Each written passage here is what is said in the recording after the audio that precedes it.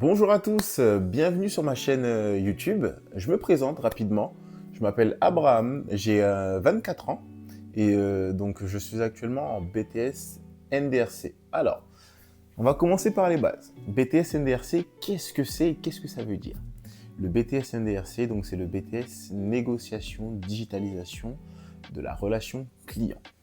Alors, c'est des études qui sont axées commerce, hein. C'est vraiment si vous êtes attiré par tout ce qui est commerce, négociation, digitalisation, donc il y a du website, il y a de la prospection, il y a tout ce qui est commerce, tout ce qui est échange, donc ça peut être du B2B ou du B2C, donc du business to business ou business to customer. Alors, donc moi sur cette chaîne-là, je vais vous parler justement de tout ça. Je vais vous parler un peu de mon parcours, comment je me suis retrouvé en BTS NDRC. Je vais vous donner donc des advice, des tips, des conseils pour bien aborder cette année et réussir donc votre examen si jamais vous décidez de vous engager dans cette filière. Alors, pour vous parler un peu de mon parcours, moi. Donc, moi, je suis quelqu'un donc de sportif hein, dans ma vie, donc j'ai toujours vécu sport. J'ai commencé le foot à 11 ans dans le club de l'Edin et j'ai ensuite évolué en changeant de club au fur et à mesure et en montant de niveau. Donc j'ai fait le club de l'Edin, ensuite j'ai joué au club de Saint-Quentin, donc il y en a parmi vous qui le connaissent. Je suis également passé par le club de Harly, dans lequel j'ai joué pendant 2 ans. Voilà. Puis ensuite, une fois que j'ai été à Saint-Quentin, en 17 national, j'ai été recruté par le FC Rouen. Donc là, c'est la ville de Rouen, là, en Normandie. Vous avez intérêt à connaître, attention. Mais oui, voilà, donc j'ai été recruté par le club de Rouen et ça s'est fait très vite. Hein. Une saison, je me suis retrouvé à Rouen en plein été pour la prépa qui était très compliquée. Voilà, très compliqué. Bon, voilà, j'ai fait mon cursus sportif là-bas pendant X années. Et donc j'ai ensuite décidé de revenir sur Saint-Quentin pour passer mon bac. Donc j'ai passé mon bac, les examens, j'ai passé l'ancien bac, pas le nouveau. Donc voilà, ça s'est bien passé, je l'ai obtenu. Et ensuite, donc, j'ai connu quelque chose de très compliqué. J'ai connu Parcoursup. Eh ben dis donc, je ne m'attendais pas du tout à ça. Donc Parcoursup, hein, pour vous expliquer grosso modo ce que c'est une plateforme hein, d'orientation sur laquelle vous entrez donc diverses orientations que vous aimeriez connaître. Donc on commence par celle la plus prisée, celle que vous voulez faire en premier, et ensuite en allant, hop, jusqu'à la 7e, je crois, c'est ça, c'est cette proposition, jusqu'à la 6 ou 7e, qui est vraiment le dernier choix. Et ensuite, vous avez des réponses dans quel établissement vous avez été accepté, vous avez un temps pour répondre et justement dire si vous y allez ou pas. Donc si vous êtes accepté dans plusieurs de vos propositions, vous devez accepter donc d'aller dans une d'elles et pour laisser la place forcément aux autres. Donc voilà, c'est un système qui a été mis par l'État pour un peu trier tout ça. Donc moi, j'ai fait comme tout le monde, hein, bon garçon, j'ai fait mes 7 vœux, tout ce qui s'ensuit, les démarches. Et bien figurez-vous que je n'ai eu aucune orientation que j'aurais aimé avoir. Donc forcément, à ce moment-là, qu'est-ce qu'on se dit? Est-ce que je me range dans une case que l'État a gentiment façonnée pour moi? Ou est-ce que, au contraire, bon, non, j'arrête les études là? Bon, il y a plein de questions qui se posent, forcément. Donc moi, la décision que j'ai prise, hein, c'est que j'étais attiré par le football et le sport en général. Donc je me suis dit, allez, je vais aller en STAPS. Hein, parce que j'avais mis STAPS. Bon, je ne sais pas ce que je voulais faire dans les débuts, mais pourquoi pas, hein, pourquoi pas. Donc j'ai été en STAPS. Et forcément, STAPS, on vous le vend comme waouh, le monde du sport, vous faites que du sport, c'est la fête, c'est ci, c'est ça. Pas du tout. Pas du tout. STAPS, c'est pour les durs. STAPS, c'est compliqué. STAPS, il faut du courage. STAPS, il faut de la qualification. Le sport en STAPS, c'est quelque chose de très, très exigeant. Première surprise, hein. Enfin, je m'y attendais, je suis sportif, donc je m'y attendais un peu. Mais la grosse surprise, c'est fait tout, c'est au niveau des cours. Alors là, j'avais la facette, vous savez, je connaissais la facette du sport dans la pratique. Donc je savais qu'il fallait faire des montées de genoux pour chauffer. Voilà, je connaissais toutes ces choses-là, l'échauffement, le temps de récupération, l'étirement. Je connaissais ces choses-là. Mais je ne connaissais pas la physiologie, je ne connaissais pas la biomécanique, je ne connaissais pas la psychologie, hein, je ne connaissais pas tous ces trucs-là. Donc, ma grande surprise, quand j'arrive, je m'assois sur les bancs de l'amphi et que je tombe là-dessus, quoi. Enfin, c'est fou. Moi, je suis passé donc du bac ES à biomécanique. Ah, waouh. Psychologie. La psychologie du joueur. Ça, c'était bien. Mais biomécanique et physiologie, on est à ça de médecine. Donc, forcément, voilà, il faut s'accrocher. Et à ça, il faut allier le sport, qui est très, très exigeant. Donc, il faut réussir à joindre les deux bouts, à rester concentré. Sauf que, pas de chance pour moi. Je commence TAPS, bim, Covid. Oh là là là là, il nous avait pas manqué celui-là. Covid, on rentre en confinement. Le confinement, donc déjà que je pigeais absolument, pratiquement, totalement rien en bioméca et certaines matières, je devais les suivre en distanciel. Donc une fois sur deux, le live buguait. Une fois sur deux, je ne me réveillais pas. Voilà, c'était quelque chose de catastrophique. Le sérieux n'était pas du tout au rendez-vous. Et voilà, donc forcément, c'est une année qui s'est conclue par un échec. J'ai pas eu mon année. Ils m'ont proposé de passer avec, je sais pas comment ils appellent ça, avec des dettes. C'est-à-dire, on passe quand même en deuxième année, mais on doit rattraper. J'ai pas voulu faire ça du tout. Je me suis dit peut-être que c'était à cause du Covid. Je me suis trouvé des excuses. C'est ce qu'on fait toujours. On se trouve des excuses. On se remet pas d'abord en question, on trouve des excuses. Donc, j'ai trouvé des excuses. Je me suis dit, oui, Covid, nanani, nanana. Après, d'un autre côté, j'ai pas tort. Mais je me suis dit, bon, je vais relancer la machine et je vais essayer vraiment de gérer ça. Ah ben, rebelote, j'ai encore échoué. Voilà. Enfin, j'ai pas échoué, je me suis arrêté en plein milieu d'année parce que je me suis rendu compte que c'était pas quelque chose qui était fait pour moi. Et donc là, je me suis cherché encore et encore. Forcément, c'est une période assez compliquée, hein. J'avais 19 ans maintenant, donc c'était un peu... Voilà, fallait trouver quelque chose au plus vite. Donc j'ai rien trouvé, hein. Conclusion, j'ai pratiquement rien trouvé. Et j'ai décidé donc de faire des petits boulots pour pas rester là, les bras croisés. Hein. Parce qu'on vous connaît, hein. On vous connaît. Je profite pas du chômage, moi, ne vous inquiétez pas. Mais ouais, alors j'ai trouvé un boulot en tant que surveillant dans une école, donc avec des prépas, des classes préparatoires. C'était vraiment cool, c'était du travail de nuit. Ça, je vous en parlerai dans une autre vidéo.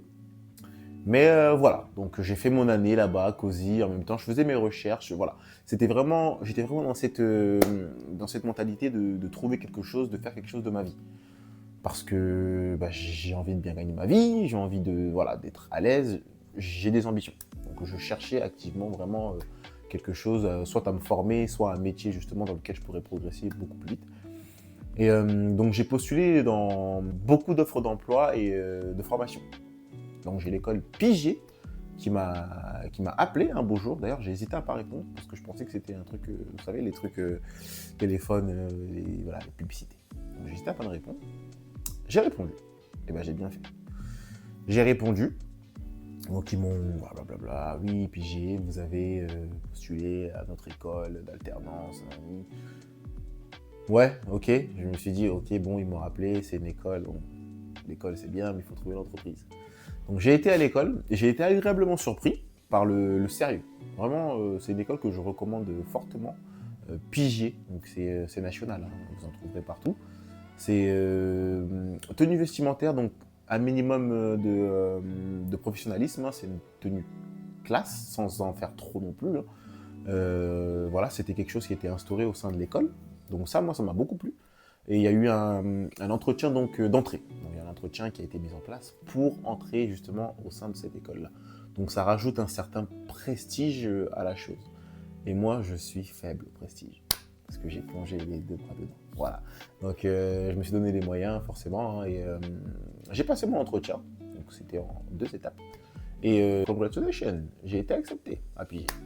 Donc quand on rentre dans une école comme ça, qui est payante, hein, parce que si on trouve un alternance, c'est 6 000 € l'année. C'est compliqué. Donc je suis rentré donc, en profession immobilière. Ouais, moi, ouais. Non mais mon parcours, il est comme ça, je vous le dis. Donc j'ai commencé en profession immobilière, parce que voilà, je voulais me lancer dans l'immobilier. Ma mère est dans l'immobilier, ma belle-mère est dans l'immobilier, voilà. Ma sœur elle-même fait de l'immobilier en location courte durée. Donc, je me suis dit, allez, on va suivre un peu la ligne. Donc, j'ai essayé, mais je me suis heurté à un mur. Ah, celui-là, il était coriace comme mur. L'alternance. Waouh! J'étais jamais tombé sur une offre d'alternance de toute ma vie, jusqu'à ce que je commence à chercher une alternance. J'ai tout ouvert, LinkedIn, tous les sites pour trouver des alternances. J'ai tout fait. J'ai commencé en janvier parce que j'ai postulé. Donc, comme je vous dis, hein, j'ai postulé en décembre, en janvier, ils m'ont contacté. Donc j'avais le temps. Je me suis dit, ok, on est en janvier, la rentrée c'est en septembre, t'as le temps. Ok? Eh ben non. Eh ben non. J'en ai gaspillé du papier. Imprimer des CV, les refaire. Et d'ailleurs, il y a un accompagnement là-dessus chez Pigé. Si jamais, je fais un peu de publicité pour eux parce que voilà, je les aime bien et je continue l'année prochaine. Il y a un accompagnement là-dessus hein, qui est très bien parce qu'il vous aide à refaire votre CV. Il y a des sketchs qui sont mis en place justement pour mise en situation d'un entretien d'embauche type. Et ça, vraiment, pour ceux qui sont un peu timides à l'oral, ou justement qui ont un peu peur de la confrontation, de tous ces trucs-là, je sais qu'il y en a parmi vous, mais allez-y, parce que ça, faut s'entraîner. Il n'y a rien de mieux pour combattre le stress, c'est quelque chose qu'on ne connaît pas que l'entraînement. Donc, entraînez-vous. Donc voilà, donc je cherche, je participe aux ateliers coaching, je cherche, je modifie le CV, c'était vraiment la course. J'y croyais, j'allais avoir mon entreprise dans l'immobilier. C'était soit ça, soit j'allais me prendre un coup de barre là et je ne sais pas ce que j'allais faire après, mais je voulais m'en sortir. Je voulais vraiment m'en sortir, trouver quelque chose. Donc j'ai cherché janvier, février, mars, avril, mai, juin, juillet, août. Septembre, la rentrée est arrivée, j'avais pas d'entreprise. Octobre, novembre, ils m'ont dit bon, parce qu'en général, quand vous n'avez pas d'entreprise, vous avez 2 mois. 2 mois pour en trouver une. Sinon, malheureusement, ce sera sur de l'initial parce que vous prenez trop de retard par rapport aux autres classes. Donc moi, j'avais ce laps de temps-là pour trouver une alternance. Sinon, je devrais passer sur l'initial. Et là, c'était 7 000 euros, je crois, l'année. Étant donné que ce n'est pas subventionné, étant donné que vous n'avez pas d'alternance. Donc, je me souviens, il me restait 2 jours. J'ai baissé les bras. J'ai été voir donc ma responsable pédagogique.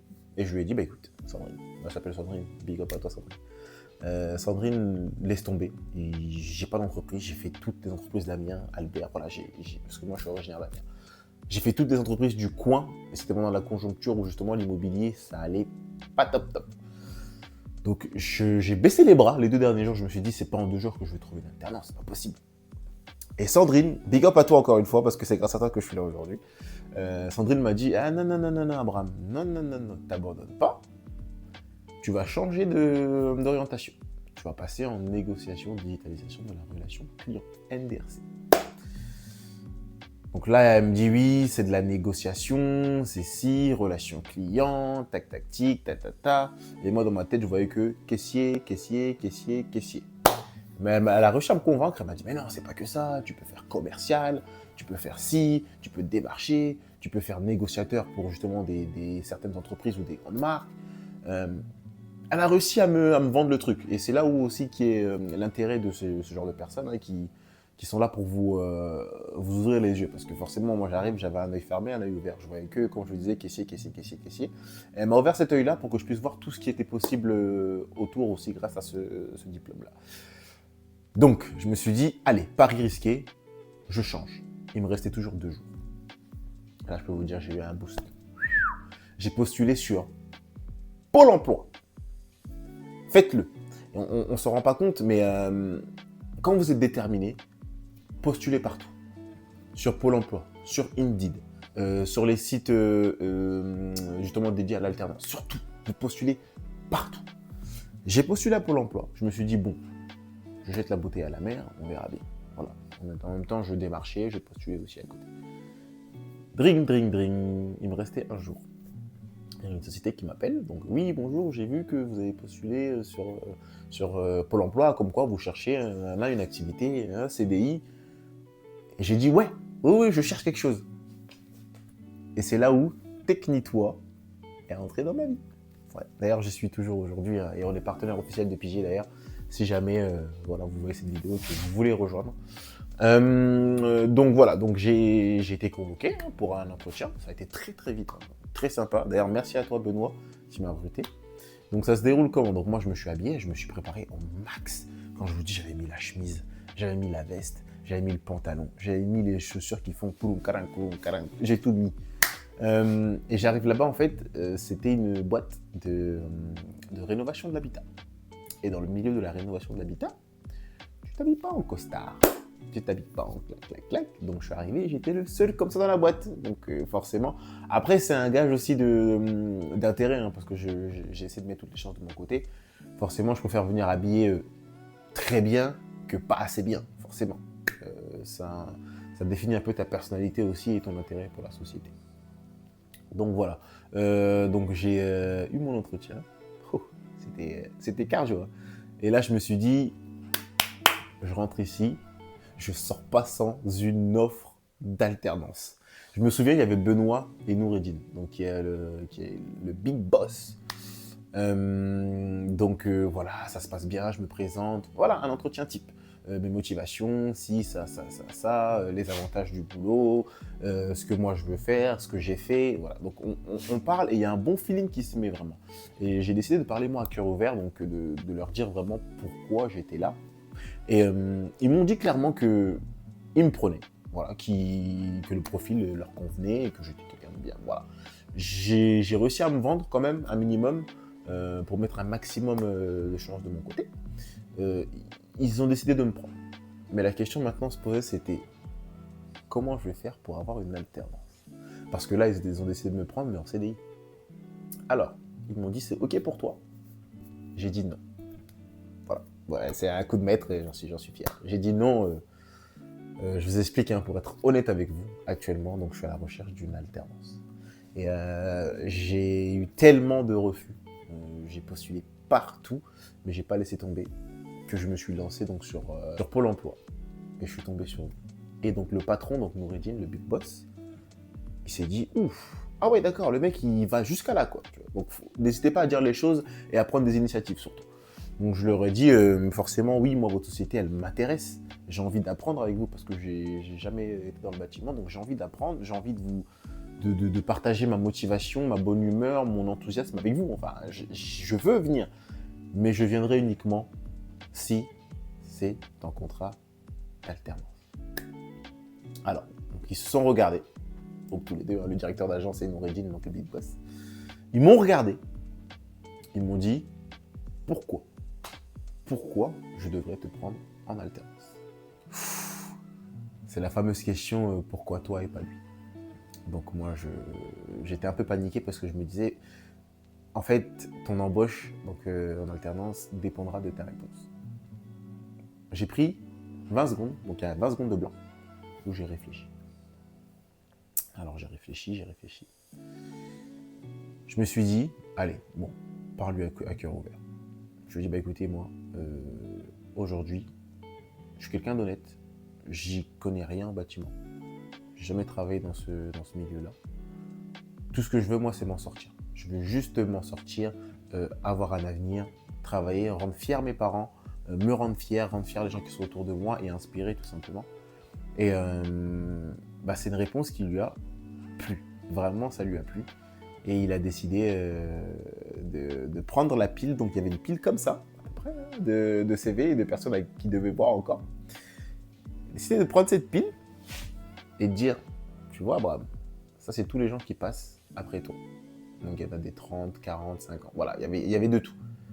Les plus expérimentés que toi. Bah, écoute, moi, je vais te faire confiance. Il pose la pile. Il dit, pour moi, c'est bon. Il demande à Benoît, c'est bon pour toi? Benoît, il dit, bah écoute, pour moi, c'est bon aussi. Et c'est comme ça que j'ai obtenu mon alternance. C'est une histoire... De toute façon, je pense que toutes les histoires d'alternance sont assez palpitantes. Et forcément, moi, j'étais très heureux. Hein. C'est un combat que j'ai réussi à gagner. J'ai rien lâché.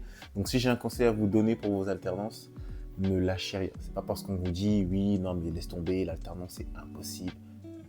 Ne lâchez rien. Il y a toujours un petit groupe. Hein. Admettons, sur 1000 personnes, tu en auras toujours 200, 300 qui arriveront à trouver quelque chose. Le tout, c'est juste de faire preuve d'envie, de détermination, de sortir du lot. j'ai tout essayé. J'ai essayé de sortir du lot vers mon CV. La détermination, je l'ai eu jusqu'à la fin. Voilà, j'ai tout fait. Avant, j'avais des locks. J'ai coupé mes locks justement pour paraître un peu plus professionnel. Je sais, vous me direz, c'est de la discrimination capillaire. Oui, je suis d'accord. Mais voilà, il faut être prêt à faire des sacrifices parce qu'aujourd'hui, bon, c'est que les cheveux, ça repousse, hein, comme vous le voyez. Je suis en train de le faire d'ailleurs. Mais aujourd'hui, j'ai une alternance et bah, ça se passe très bien. Donc voilà. On va s'en arrêter là pour aujourd'hui. C'était juste une petite vidéo pour que vous sachiez qui je suis, ce dont je vous parlais. Et n'hésitez pas à vous abonner. Ça coûte rien, donc c'est une nouvelle chaîne que je fais comme ça. Hein. C'est du full bonus, c'est que pour vous.